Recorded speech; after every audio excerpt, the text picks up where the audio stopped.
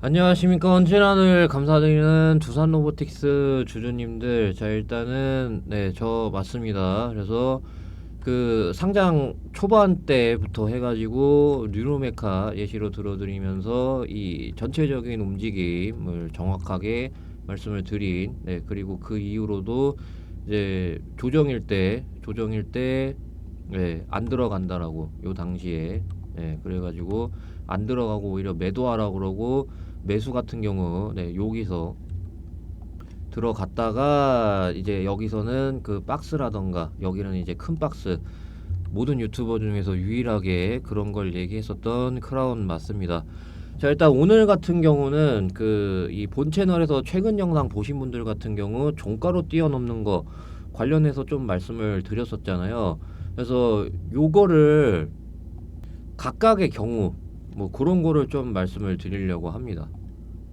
왜냐하면 이게 APR 사례가 있어가지고, 그래서 보시게 되면은, 자, APR 보실게요. 그래서 얘가 종가로 뚫을 때가 이쪽이었거든요. 근데 이쪽인데, 근데 이 당시 하필이면은 좀 약간 어느 정도 좀 상승이 나와줬어요. 그래가지고 이거 종가로 보고 들어가면은 8%라던가 해서 좀 손해가 좀 되잖아요. 그리고 이제 메리트도 이쪽에서 잡는 거니까 메리트가 아무래도 좀 상대적으로 떨어지잖아요. 그래가지고 그것 좀 얘기를 하려고 해요. 이러한 그 경우가 있었기 때문에, 그래서 그걸 좀 얘기를 하도록 하겠습니다. 일단은 제가 본 채널에서 시장 관련해 갖고 얘기했었을 때 이거를 좀 종가로 뛰어넘어야 된다. 그래서 보시면은 코스피가 종가로 뛰어넘었거든요. 종가로 뛰어넘었는데, 근데 얘가 종가로 뛰어넘질 못했어요. 그래서 보시면은 밀렸죠. 밀리고, 요번에도 밀리고. 그래서 시장보다 힘이 약하거든요. 시장은 이제 이게 보시게 되면은 이게 뚫으면은 지지선이 되거든요. 뚫으면 지지선인데, 그래서 지지선으로 작용이 됐어요. 그래서 시장은 지금 그런 모습인데, 시장이랑 얘가 만약에 똑같이 가면은 이거를 종가로 뚫고 지지가 요런 식으로 나왔어야 되거든요. 시장이랑 똑같이 가면은. 근데 시장이랑 움직임이 좀 다르게 나와줬어요. 그래가지고 일단은 시장 대비해서 힘이 약하다는 거, 첫 번째. 시장 대비해서 힘이 약한데, 근데 APR의 사례로 놓고 봤을 때 이 장대음봉 있죠. 이 장대음봉의 고가를 종가로 일단 뛰어넘었거든요. 그래서 이게 조금 크게 긍정적이라는 거예요. 그러니까 여기서 한번 뛰어넘었는데, 근데 이제 밀리고 나서 다시 종가로 안착을 했단 말이에요. 그리고 심지어 이때 저가도 보시면은 67,000원으로 해가지고 이 장대음봉 고가 이거를 종가로 뛰어넘어야 되거든요. 그러면 이게 지지선이 66,800원인데, 그래서 67,000원으로 지지를 해줬어요. 그래가지고 이제 67,000원 아니면 이제 조금 더 보시는 분들 같은 경우 65,500원, 이게 이탈이 되면 어느 정도 이게 꺾이는 그림이거든요. 65,500원 이탈되면은 이게 꺾이는 그림이란 말이에요. 그러면서 이제 어느 정도 좀 쌍바닥이라던가 봐야 되는데, 근데 65,500원 이탈 안 되고 이 고가 있죠. 69,400원 이거 장중에 뚫으면은 어느 정도 API라던가 요런 확률이 좀 높아요. 여러분들 아시겠죠? 이거 고가 뛰어넘으니까 이게 나왔잖아요.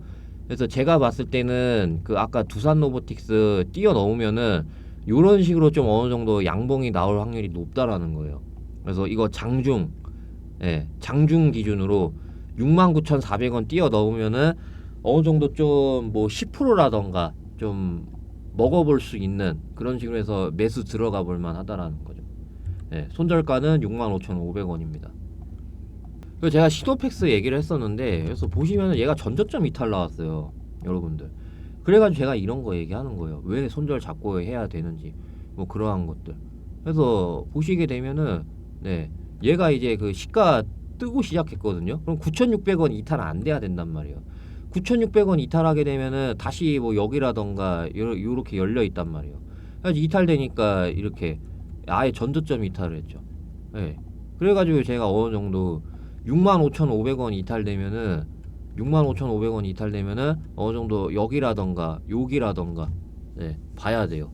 그래가지고 이제 손절 잡고 해야 된다라고 하는 게 그런 겁니다.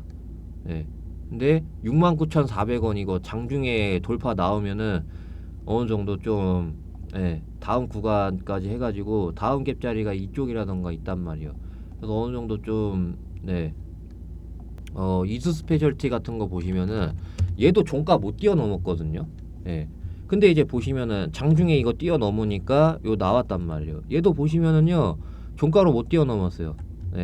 종가로 못 뛰어넘었는데 장중에는 뛰어넘었지만 APR도 장중에 못 뛰어넘었 장중에도 못 뛰어넘었네요. 얘는 요런 식으로 장중에도 못 뛰어넘었는데 얘 같은 경우 근데 이제 요거를 뛰어넘으니까 장중에 뛰어넘으니까 요렇게 나왔단 말이에요. 이수도 나왔고 그래서 보시게 되면은 이수도 나왔단 말이에요. 요렇게 해가지고 나왔어요. 요거 뛰어넘으니까 그래가지고 제가 어느정도 69,400원이죠 요거 장중에 뛰어넘으면은 제가 하도 그동안 종가로 뚫어야 됩니다 얘기를 하다 보니까 그래서 좀 지금 이거 듣는 분들 좀 어색하실 거예요. 이건 장중이에요. 저런 사례들이 있기 때문에 장중입니다. 장중에 10%건 해가지고 윗골이 달릴 수도 있어요. 그거 먹으려고. 그래서 어느 정도 요거는 장중입니다.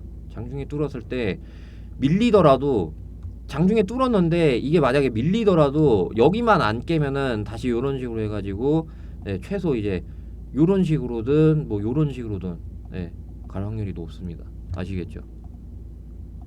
지금 그런 상황이에요. 두산 로보틱스 같은 경우 어느 정도 저는 여기서 폭락장에서 그 3월 19일 이게 어느 정도 좀 3월 19일로 보고 있고 다만 그냥 얘 개별적으로 힘이 약한 것 뿐이지 제가 봤을 때는 얘가 뭐 시노펙스처럼 뭐 많이 올랐었던 것도 아니고 최근에 많이 올랐었던 것도 아니잖아요. 요 상황이었는데 요 상황이었다가 요거 나온 거기 때문에 제가 봤을 때는 좀 시노펙스하고 달라 보입니다.